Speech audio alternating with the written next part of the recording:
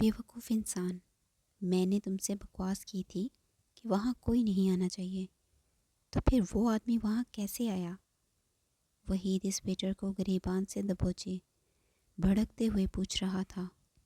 سر، میں نے اسے روکنے کی کوشش کی تھی، پر وہ بہت دفع ہو جاؤ یہاں سے، آج کے بعد اپنی شکل مت دکھانا۔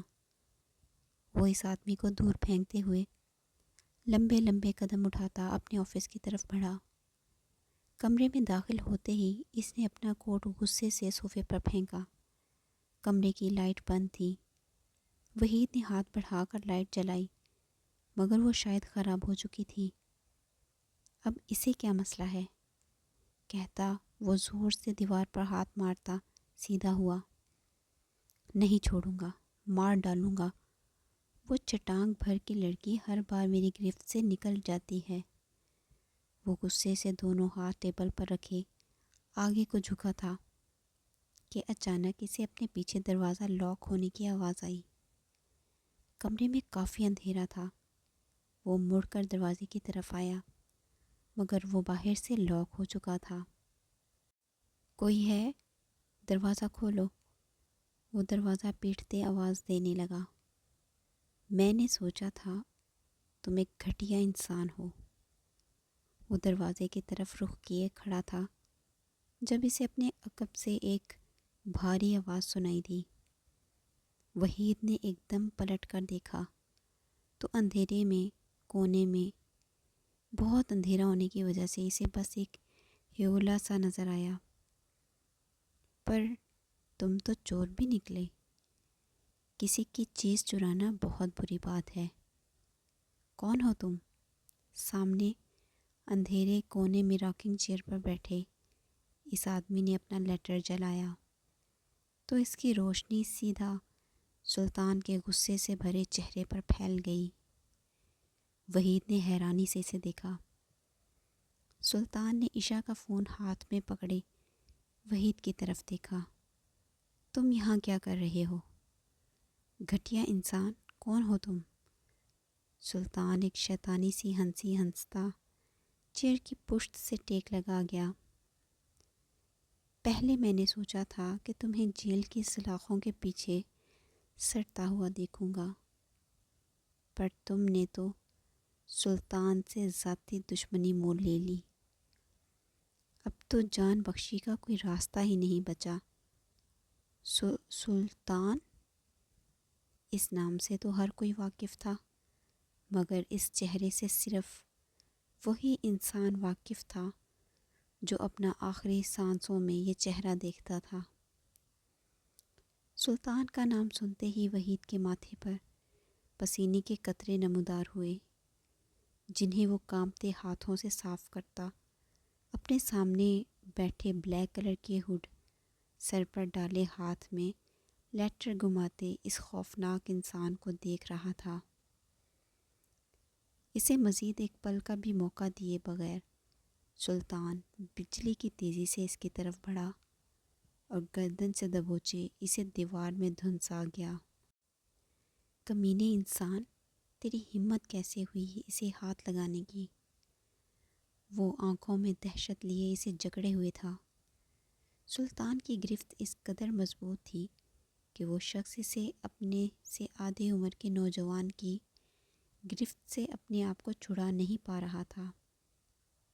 سلطان نے ایک کے بعد ایک وار کرتے اس کا سر دیوار میں اتنی شدت سے مارا کہ وحید کا چہرہ خون سے لہو لہان ہو چکا تھا۔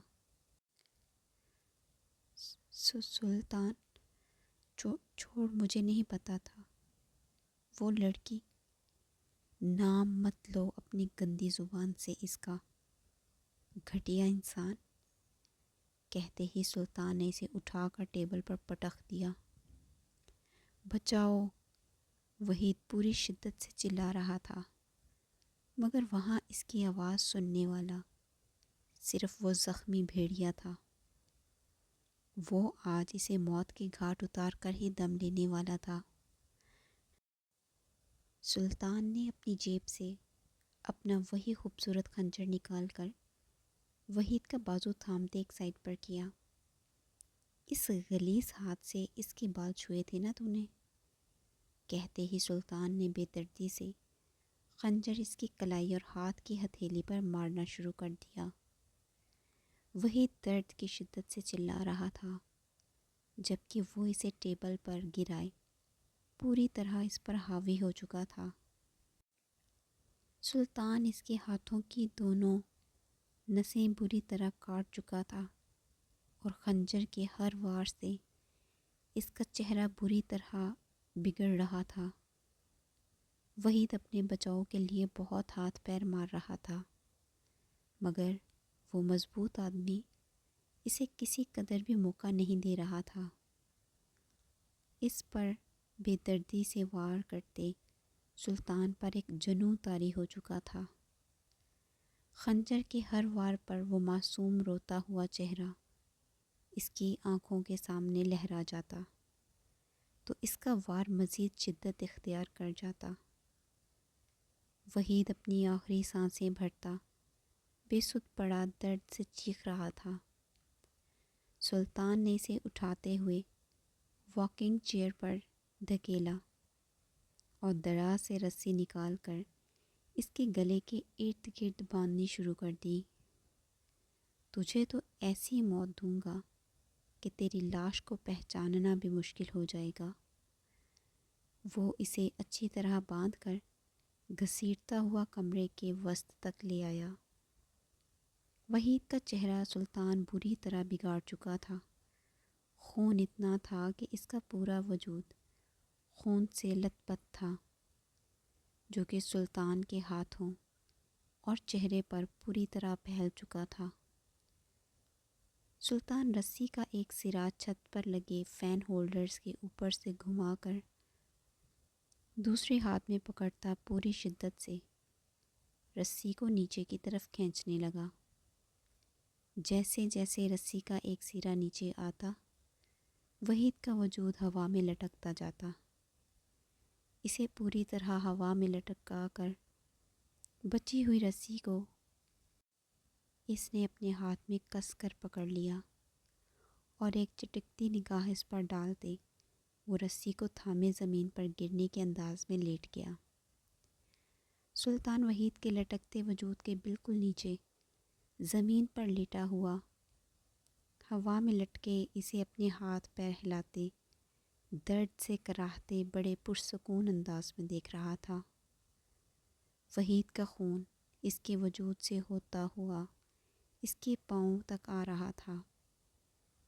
شل انداز میں لیٹے رسی کو مضبوطی سے تھامے اس کی موت سے لطف اندوز ہو رہا تھا۔ سلطان نے دھیرے سے اپنی آنکھیں بند کی تو وہ معصوم چہرہ اس کے روبرو کھڑا تھا۔ اس نے گردن گھما کر اپنے کندھے کی طرف دیکھا جہاں اس کا وہ کاجل پوری طرح پھیلا ہوا تھا۔ سلطان کو اپنے کندھے کا وہ حصہ آگ کی طرح تپتا ہوا محسوس ہو رہا تھا۔ وحید کی آخری سانس ہوا میں خارج ہوئی تو سلطان ایک گہری سانس بھرتا اٹھ کھڑا ہوا۔ ٹیبل پر پڑا عشاء کا موبائل اور بیگ ہاتھ میں تھامے دروازے پر لگے لاک کے ساتھ وہ رسی مضبوطی سے باندھ کر دروازہ کھول کر باہر سے لاک کر گیا۔ اب جو کوئی بھی دروازہ کھولتا مسٹر وحید کی لاش تب ہی زمین پر گرتی۔ وہ اس کا بیگ مضبوطی سے ہاتھ میں تھامے وہاں سے دھوئیں کی طرح غائب ہوا۔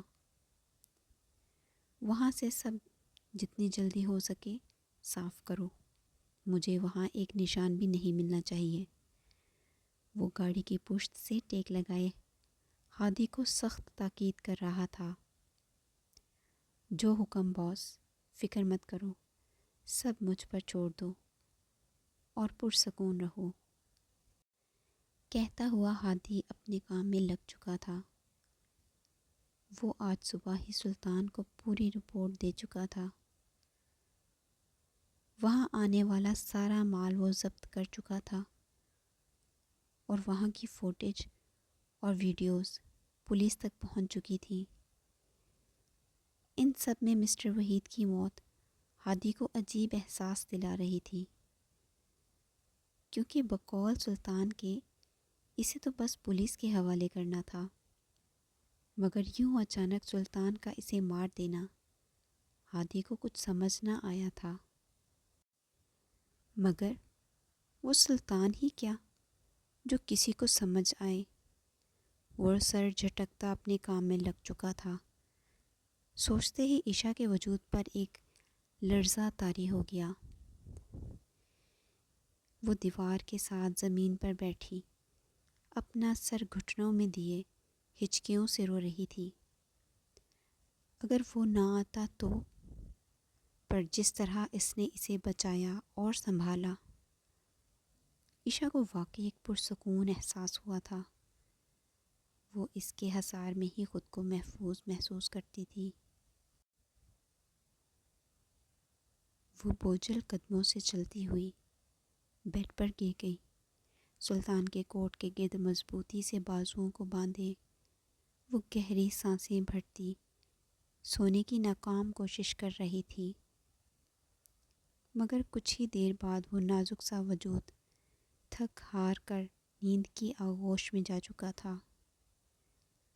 وہ صوفے پر براجمان اپنے سامنے پڑی سفید کلر کی شرٹ کو بہت غور سے دیکھ رہا تھا، جسے اس غلیظ انسان کے خون نے بچانے کے لیے اس نے ہڈ پہنی تھی۔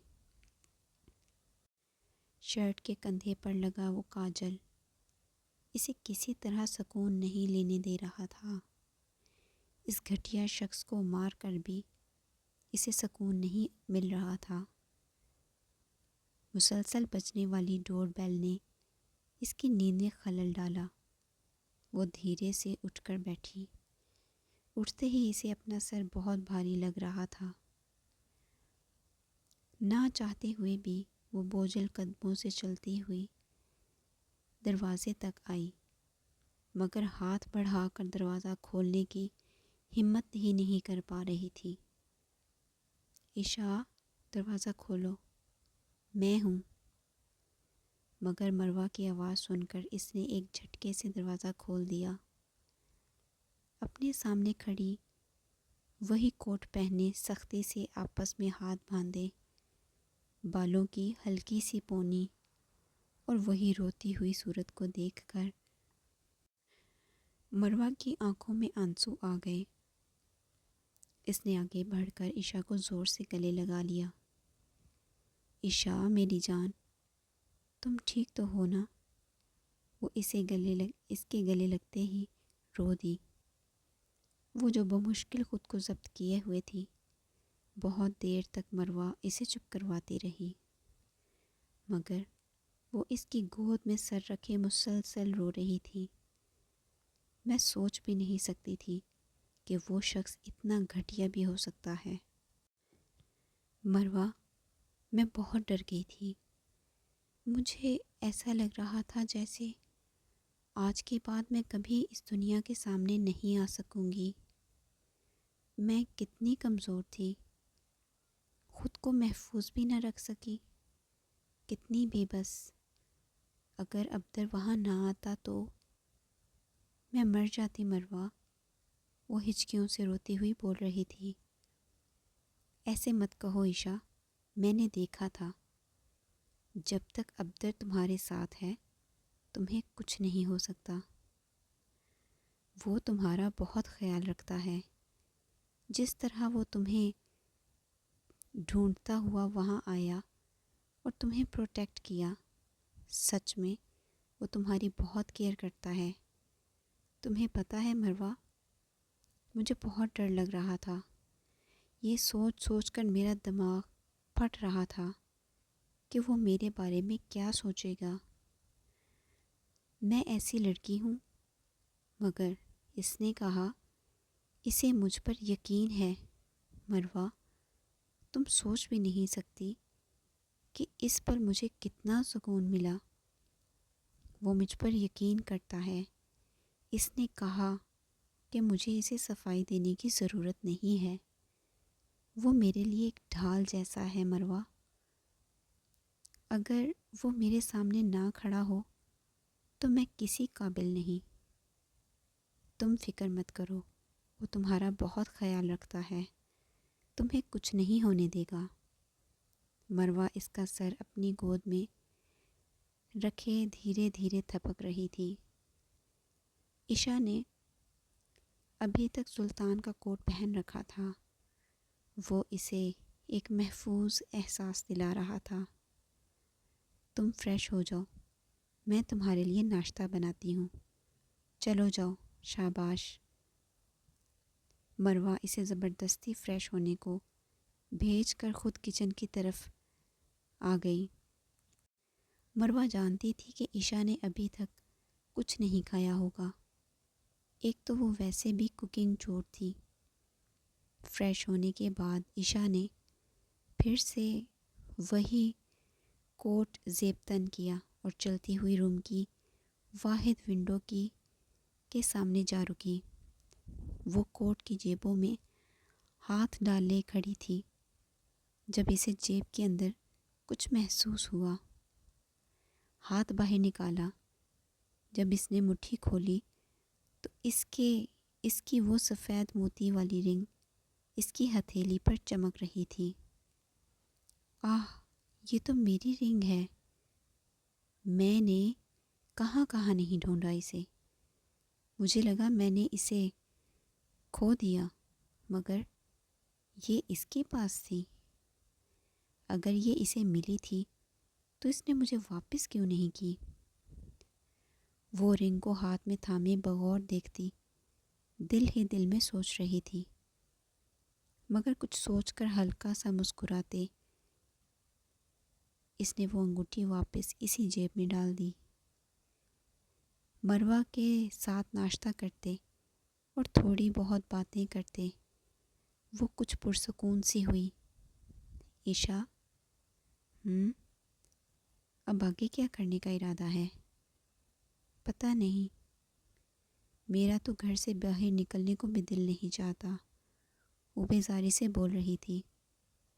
تم فکر مت کرو اور ریلیکس ہو جاؤ، وہ گھٹیا شخص اپنے انجام تک ضرور پہنچے گا، یہ میری دعا ہے۔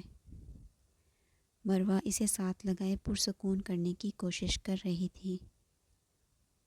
مروہ کے جانے کے بعد وہ بہت دیر تک دھوپ میں بیٹھی رہی۔ ہمیشہ میرے ساتھ ہی کیوں برا ہوتا ہے؟ میں نے تو کبھی کسی کا برا نہیں کیا، نہ کبھی میری وجہ سے کسی کو تکلیف پہنچی، پھر ہمیشہ میں ہی کیوں؟ وہ گھٹنوں میں سر دیے چہرہ آنسوؤں سے تر کر گئی اور بار بار وہ سین اس کی آنکھوں کے سامنے آتا۔ وہ اسے جھٹکنے کی کوشش کرتی، آخر تھک چکی تھی۔